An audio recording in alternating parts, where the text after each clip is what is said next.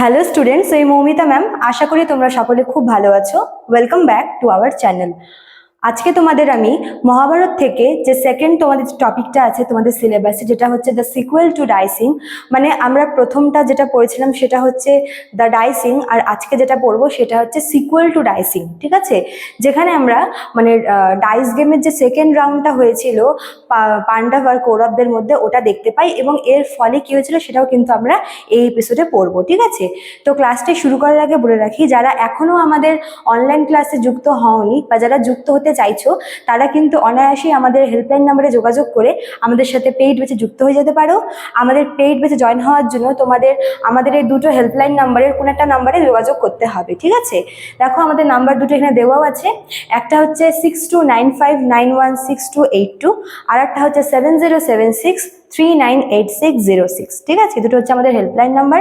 তোমরা চাইলে যে কোনো একটি নাম্বারে যোগাযোগ করতে পারো। তোমাদের এক্সাম যেহেতু ডিসেম্বর মাসের মিডিলেই হবে, তো তোমাদের সময় কিন্তু হাতে খুবই কম। ঠিক আছে, তো এখন আমরা যেরকমভাবে অনলাইন ক্লাসগুলো নিচ্ছি, লাইভ ক্লাসগুলো, যেখানে আমরা হচ্ছে বিভিন্ন ডাউটসও ক্লিয়ার করে দিচ্ছি এবং টপিকগুলো আমরা থরলি বোঝাচ্ছি। তো তোমরা যদি মনে করো যে আমরা এক্সামের আগে নোটস নেওয়ার জন্য জয়েন করব, তোমাদের বলছি আমি যে নোটস তোমরা পেয়ে যাবে সবগুলাই, যেরকম বাকি স্টুডেন্টরা পাবে। বাট ওই অনলাইন ক্লাসগুলো যেখানে আমরা বিভিন্ন টপিকগুলো বুঝিয়ে দিই, দেখো ভিডিওতে কি হয়, মানে ইউটিউবে সবসময় কিন্তু আমরা সেভাবে জিনিসটাকে পুরোপুরি লেন্দি করে বোঝাতে পারি না। ঠিক আছে, মানে অতটুকু সময়ের মধ্যে যতটুকু আমরা পারি বুঝিয়ে দিই, কিন্তু যেই লাইভ ক্লাসগুলো আমরা নিই, অনলাইনে যে ক্লাসগুলো নিই, সেখানে কিন্তু আমরা টপিকটাকে কয়েকবার রিপিট করে করে বুঝিয়ে দিই স্টুডেন্টদের জন্যই। তো তোমরা যদি শুধুমাত্র নোটস নেওয়ার জন্য জয়েন করো, তোমাদের ক্ষেত্রে হয়তো নোটসগুলো পড়া বা বোঝা কিছু কিছু ক্ষেত্রে একটু ডিফিকাল্ট হতে পারে, যেগুলো কিন্তু অনলাইন ক্লাসে আমরা বুঝিয়ে দিই। তো তোমাদের জন্যই বলছি যে তোমরা যদি জয়েন করবে, তোমরা কিন্তু এর মধ্যেই জয়েন করে যেও, কেননা তোমাদের এক্সাম কিন্তু খুবই সামনে। ঠিক আছে, আরও একটা কথা বলার আছে, যেটা হচ্ছে আমাদের সেন্টার থেকে তোমাদের থার্ড সেমিস্টার এইসি কম্পালসারি ইংলিশের বই পাবলিশ করা হয়েছে অলরেডি। তোমরা যারা বইটি পারচেস করতে চাও, তারা আমাদের এই দুটো নাম্বারের মধ্যে কোনো একটা নাম্বারে যোগাযোগ করবে। এছাড়াও আমি হিস্ট্রিদের যারা হিস্ট্রি আছে তাদের উদ্দেশ্যে আমি বলছি, তোমাদের জন্য থার্ড সেমিস্টারের মাইনর হিস্ট্রি, মানে যাদের মাইনর হিস্ট্রি আছে তোমাদের সিলেবাসে, তো যাদের মাইনর হিস্ট্রি রয়েছে ওরা কিন্তু আমাদের সেন্টার থেকে পাবলিশ করা বইটি কিনতে পারো। তারও কিন্তু প্রি বুকিং অলরেডি শুরু হয়ে গেছে। ঠিক আছে, তো এই দুটোই বলার ছিল কথা। চলো দেরি না করে শুরু করে দিই আজকের ক্লাসটা। দেখো, দ্য সিকুয়েল টু ডাইসিং, যেখানে আমরা দেখি যে মানে আমি একবার তোমাদের ডাইসিং গেমটাকে একবার রিপিট করে দিচ্ছি। ঠিক আছে, দেখো ডাইসিং গেমে কি হয়েছিল, সেখানে হচ্ছে পাণ্ডব এবং কৌরবদের মধ্যে যে ডাইস গেমটা হয়েছিল, সেখানে আমরা দেখি যে পাণ্ডবরা একে একে সব হারিয়ে ফেলে।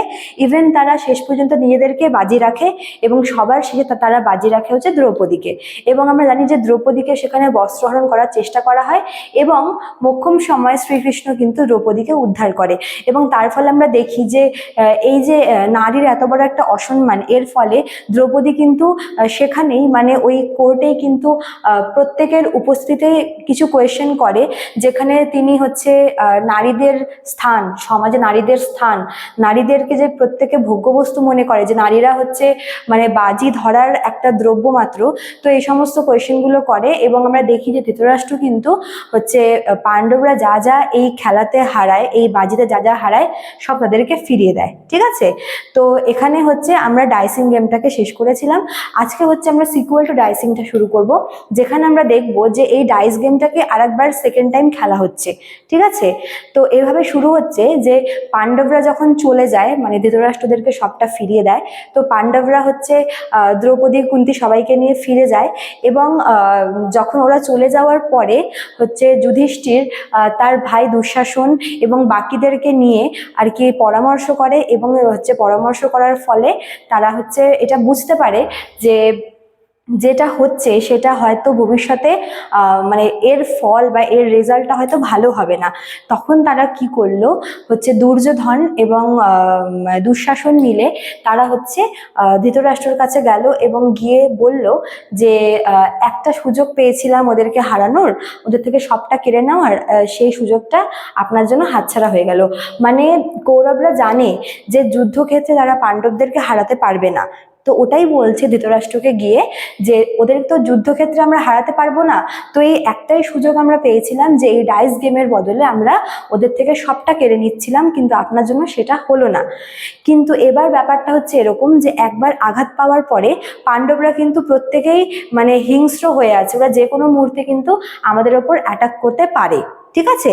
তো দুর্যোধন বলছে ওর বাবাকে, ধৃতরাষ্ট্রকে বলছে যে আপনি পারমিশন দিন, আরও একবার এই ডাইস গেমটা হচ্ছে আমরা অ্যারেঞ্জ করব, এবং এখানে যেই টার্মস অ্যান্ড কন্ডিশনটা আমরা রাখবো, মানে বাজি হিসেবে যেটা আমরা রাখবো সেটা একটু ডিফারেন্ট হবে। তো ধৃতরাষ্ট্র বলছে যে হচ্ছে কি কেমন ধরনের বাজি রাখবে, তখন দুর্যোধন বলছে যে এই গেমে যে হারবে তাকে হচ্ছে 12 বছরের জন্য বনবাসে যেতে হবে, নির্বাসনে, এবং বাকি একটা বছর মানে 12 বছর বনে কাটানোর পরে একটা বছর তাদেরকে কাটাতে হবে হচ্ছে অজ্ঞাতবাসে। অজ্ঞাতবাস মানে হচ্ছে যেখানে তাদের ঠিকানা কেউ জানবে না, মানে তাদেরকে নিজেদের আইডেন্টিটি পরিচয় গোপন করে থাকতে হবে। তো মোট 13 বছরের আর কি নির্বাসন হবে। আর এটাও বলা হয়েছিল যে যদি ওই লাস্টে যে 1 বছর যে অজ্ঞাতবাসের কথা বললাম, যেখানে ওদেরকে নিজের পরিচয় লুকিয়ে থাকতে হবে, ওই অজ্ঞাতবাসে থাকা অবস্থায় যদি ওদের পরিচয় কেউ জানতে পারে বা যদি ওদেরকে কেউ খুঁজে পায়, তবে কিন্তু জিনিসটা আবার রিপিট হবে, মানে আবার 12 বছরের ওদেরকে থাকতে হবে জঙ্গলে, এবং 1 বছর হচ্ছে অজ্ঞাতবাসে। তো ধৃতরাষ্ট্র তো ছেলের কথায় একদম অন্ধ, তো সে বললো ঠিক আছে, আমি হচ্ছে পাঠাচ্ছি, লোক পাঠাচ্ছি যুধিষ্ঠিরের কাছে। তো সেই হিসেবে ধৃতরাষ্ট্র কি করলো, লোক পাঠালো ইন্দ্রপ্রস্থতে, যেখানে পাণ্ডবরা থাকে। তো সেখানে যুধিষ্ঠিরকে গিয়ে আবার হচ্ছে খেলার জন্য ইনভিটেশন দিল। তো এবার মানে ক্ষত্রিয় ধর্ম অনুযায়ী যদি কোনো রাজাকে কোনো কিছু চ্যালেঞ্জ দেওয়া হয় বা অফার করা হয়, তাহলে সে কিন্তু সেটাতে নাকচ করতে পারে না। বাট এই পঞ্চপাণ্ডবের মধ্যে ভীম যে আছে, সেকেন্ড পাণ্ডব, ও কিন্তু মনে মনে ভীষণ রেগেছিল, এবং সে কিন্তু একদমই চায়নি যে আবার দ্বিতীয়বার গিয়ে সেখানে আর কি অপমানিত হতে।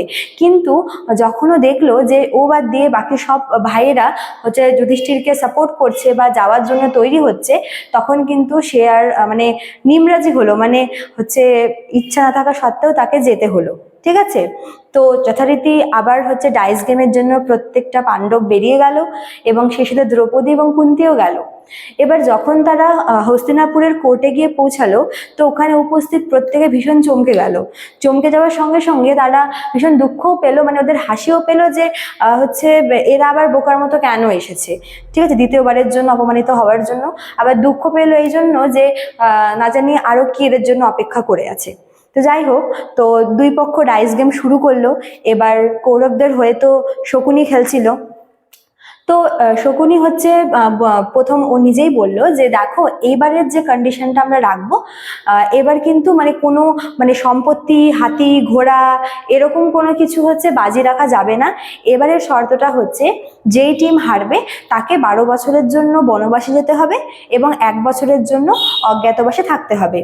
অজ্ঞাতবাসে থাকা অবস্থায় যদি কাউকে মানে যদি কেউ তাদেরকে খুঁজে ফেলে, তাহলে কিন্তু তাদের শাস্তিটা আবার রিপিট হবে, মানে আবার 12 বছরের বনবাস আর 1 বছরের অজ্ঞাতবাস। তো যুধিষ্ঠির সহ বাকি পাণ্ডবরা প্রত্যেকেই এই শর্তে রাজি হয়ে গেল। গেম শুরু হলো, এবং হিস্ট্রি রিপিটস, যেটা হয়েছিল যে আবার কিন্তু তারা হেরে গেল, এবং শর্ত মোতাবেক তাদেরকে কি করা হলো, তাদেরকে সমস্ত যে ছিল তাদেরকে বনবাসে যেতে হলো। তো তারা হচ্ছে নিজেদের সমস্ত যে রয়্যাল কস্টিউম ছিল সে সব কিছু চেঞ্জ করলো, এবং চেঞ্জ করে তারা হচ্ছে ব্রহ্মচারীরা যেরকম পরে মানে বনবাসে যাওয়ার জন্য তারা ওরকম জামা কাপড় পরলো। তো সেই সময় সেখানে হচ্ছে বিদুর আসলো। বিদুর হচ্ছে ধৃতরাষ্ট্রের মন্ত্রী, এবং বিদুর হচ্ছে এছাড়া ধৃতরাষ্ট্রের ভাইও হয়, এক রকমের মানে হাফ ব্রাদার হয়।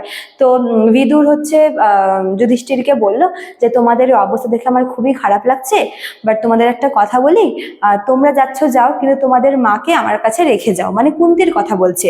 তো তিনি বিদুর বললেন যে তোমাদের মায়ের তো বয়স হয়েছে, আর বনবাসের জীবন তো খুব একটা সহজ না, তো সেখানে গিয়ে কাটানো খুব একটা সহজ হবে না, কঠিন হবে, আর তোমার মার বয়স হওয়ার জন্য তোমার মা এই ধকলটা নিতে পারবে না। তাই তোমার মাকে এখানে রেখে দিচ্ছি। তো যুধিষ্ঠির খুব খুশি হলো এটা ভেবে যে না, তাদেরকে ভাবার জন্য তো কেউ আছে। তো বিদুরকে ধন্যবাদ দিল। তখন বিদুর তাদের উদ্দেশ্যে কিছু বললো যে দেখো, তোমরা প্রত্যেকেই বীর, তোমরা প্রত্যেকেই আদর্শবান, তোমরা ভালোভাবে থেকো, আবার দেখা হবে, মানে কিছু ভালো কথা বললো। দ্রৌপদীর উদ্দেশ্যেও বললো যে তুমি যথেষ্ট স্ট্রং একজন ওমেন এবং তোমার পক্ষে এই টাইমটা পার করা জানি না কঠিন হবে হয়তো, বাট তুমি আশা করি পারবে। তো এত কিছু ভালো কথা বললো। তারপর তারা গেল হচ্ছে কুন্তির কাছে বিদায় নেওয়ার জন্য। তো তাদেরকে দেখে কুন্তি ভীষণ দুঃখ পেল এবং বলল যে মানে এই দিন দেখার জন্য ভগবান আমাকে বাঁচিয়ে রেখেছে, এরকম দিন দেখার থেকে মরে যাওয়া ভালো ছিল, এরকম করে আর কি একটু দুঃখ করলো, শোক প্রকাশ করলো। তো দ্রৌপদী আবার কুন্তির পায়ে পড়ে কান্নাকাটি করলো, দ্রৌপদীকেও বলে যে তুমি ভালো করে থেকো, যেরকম আর কি বলে। তো সবার থেকে বিদায় নিয়ে তারা বেরিয়ে গেল বনবাসীর উদ্দেশ্যে। এবার যখন তারা রাস্তা দিয়ে যাচ্ছিল, প্রত্যেককে ওখানকার মানে রাজ্যের সব লোক তাদেরকে দেখে কান্নাকাটি করছিল। তারা যেভাবে যাচ্ছিল মুখে আর কি কাপড় দিয়ে হচ্ছে ধুলোবালি মেখে, মানে কালকের রাজা আজকের ভিখারি বলে না, ওরকম একটা অবস্থায় তারা যাচ্ছিল। তো প্রজারা সেটা দেখে সহ্য করতে পারছিল না। তখন বিদুর এসে ধৃতরাষ্ট্রকে বলল যে হচ্ছে সবাই আপনার ছেলেদেরকে মানে কৌরবদের সবাই কার্স দিচ্ছে, সবাই অভিশাপ দিচ্ছে এবং এর ফল কিন্তু খুব ভয়ঙ্কর হবে। ওরা কিন্তু বনবাস থেকে ফিরে এসে একটা বড়সড় একটা যুদ্ধের একটা আভাস পাওয়া যাচ্ছে। ধৃতরাষ্ট্রকে এভাবে বলছে। তা এছাড়াও বলছে যে যুধিষ্ঠির হচ্ছে এরকম মুখে কাপড় দিয়ে যাচ্ছে, দ্রৌপদীর হচ্ছে চুল খোলা, তারা প্রত্যেকে হেঁটে হেঁটে যাচ্ছে, যেখানে তারা সবসময় রথে যাওয়া আসা করে সেখানে তারা হেঁটে হেঁটে যাচ্ছে, তাদের গায়ে রাজ পোশাকের পরিবর্তে হচ্ছে মলিন পোশাক রয়েছে। তো এগুলো কিন্তু ওরা ভুলবে না। আর ভীম যে আছে, ভীম কিন্তু আপনার হচ্ছে ছেলে দুঃশাসনকে অবশ্যই আর কি মারবে, সে এটা কিন্তু প্রতিজ্ঞা করেছে। তো ধৃতরাষ্ট্র এগুলো শুনে ভীষণ দুঃখ পেল, ভয়ও পেল। ও বলল যে জানি আমারও ভীষণ খারাপ লাগছে, কি থেকে কি হয়ে গেল। তখন ধৃতরাষ্ট্রের যে আর কি কনফিডেন্সিয়াল অ্যাসিস্ট্যান্ট ছিল, যার নাম হচ্ছে সঞ্জয়, তো সঞ্জয় বলছে আপনি এখন দুঃখ করছেন কেন? ঠিক আছে, আপনি তো চাইলেই ওদেরকে মানে এই শাস্তিটা থেকে আর কি ওদেরকে মুক্ত করতে পারতেন, মানে আপনি চাইলে ওদেরকে ফিরিয়ে নিয়ে আসতে পারেন আবার, তাহলে কিন্তু আপনার ছেলেরা বেঁচে যাবে। তো ধৃতরাষ্ট্র ওদের কথা হয়তো কর্ণপাত করলো না। তো ও কারণ ও জানেই, মানে ওর যেহেতু পুত্র স্নেহ অন্ধ, ওর মাথায় অত কিছু আসছিলই না। কিন্তু হ্যাঁ, কোথাও গিয়ে দুঃখ পাচ্ছিল পাণ্ডবদের জন্য। এদিকে ওরা চলে যাওয়ার পরে, পাণ্ডবরা চলে যাওয়ার পরে দুঃশাসন, দুর্যোধন, শকুনি আর কর্ণ এরা মিলে পরামর্শ করছে যে মানে ওরা জানেই যে এরপর যখন ওরা 12 বছর পর 13 বছর পর যখন ওরা ফিরে আসবে, তখন কিন্তু বেশ একটা বড়সড় যুদ্ধ বাঁধবে। ঠিক আছে, তো তার জন্য এখন থেকে প্রিপারেশন নেওয়া প্রয়োজন। তো দুর্যোধন কি করলো, সে হচ্ছে গেল দ্রোণাচার্যার কাছে। দ্রোণাচার্য হচ্ছে তাদের হচ্ছে অস্ত্রগুরু, মানে যে তাদেরকে বিভিন্ন আর কি যুদ্ধ করা এসব শিখিয়েছে। তো দ্রোণাকে গিয়ে বলছে যে আপনি জানেন যে যেটা হয়েছে তার জন্য কিন্তু আরো কয়েক বছর পর একটা বড়সড় যুদ্ধ লাগতে পারে, তো আপনি কার দলে, আপনি এটা বলুন। তো দ্রোণাচার্য বলছে যে দেখো, যেহেতু এত বড় একটা ঘটনা ঘটে গেল এবং এখানে আমরা প্রত্যেকেই, মানে দ্রোণাচার্য নিজের কথা বলছে, ভীষ্মর কথা বলছে, কৃপাচার্যার কথা বলছে, আমরা প্রত্যেকে হচ্ছে এখানে ইনঅ্যাক্টিভ ছিলাম।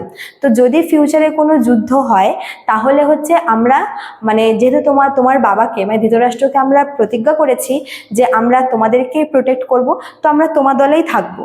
ঠিক আছে, কিন্তু আমি চাইবো তোমরা পাণ্ডবদের সাথে বন্ধুত্ব করে নাও, কেননা যদি এরপরে যুদ্ধ শুরু হয় তাহলে হয়তো আমরা তোমাদের দলে হয়তো থাকবো, কিন্তু এটা মনে রাখবে যে ওদের দলে কিন্তু ন্যায় আছে, সত্যতা আছে, তো জিনিসটা কিন্তু খুব একটা ইজি হবে না। তো যেহেতু দুর্যোধন কোথাও গিয়ে খুশি হলো এটা শুনে যে দ্রোণাচার্য আরো সবাই প্রত্যেকে ওদের টিমে আছে, আর দ্রোণাচার্য যেহেতু ওদের হচ্ছে অস্ত্রগুরু, তো ওকে তো হারানো ইম্পসিবল হবে। আবার কোথাও গিয়ে এটা ওর বিরক্তও লাগলো এটা শুনে, যখন দ্রোণাচার্য বলল যে তোমরা পাণ্ডবদের সাথে বন্ধুত্ব করে নাও, তোমরা আবার একে অপরের সাথে মিলেমিশে যাও, তাহলে যুদ্ধটা হবে না। তো ও অত পাত্তা দিল না, ওর কথা শুধু এতটুকু বললো যে আমাদের দলে থাকার জন্য ধন্যবাদ। ঠিক আছে, তো এখানে হচ্ছে সিকুয়েল টু ডাইসিং আর কি এপিসোডটা শেষ হয়ে গেল। দেখো আমি ক্যারেক্টারের নামগুলো এখানে লিখে রেখেছি, আমি শুরুতে বলতে পারিনি, আমি বলে দিচ্ছি। পাণ্ডবরা হচ্ছে মেন ক্যারেক্টার, দেন আছে হচ্ছে কৌরবরা। পাণ্ডবদের মধ্যে হেড হচ্ছে যুধিষ্ঠির, কৌরবদের মধ্যে হেড হচ্ছে দুর্যোধন, ঠিক আছে। বিদুরা হচ্ছে যে কিনা ধৃতরাষ্ট্রের হচ্ছে হাফ ব্রাদার হয় এবং ওকে সব ব্যাপারে পরামর্শ দেয়। ধৃতরাষ্ট্র হচ্ছে কৌরবদের বাবা। তারপর সঞ্জয় হচ্ছে ধৃতরাষ্ট্রের কনফিডেন্সিয়াল অ্যাসিস্ট্যান্ট। এদিকে আছে হচ্ছে দ্রৌপদী, তারপরে 7 নম্বরে আছে হচ্ছে কুন্তি।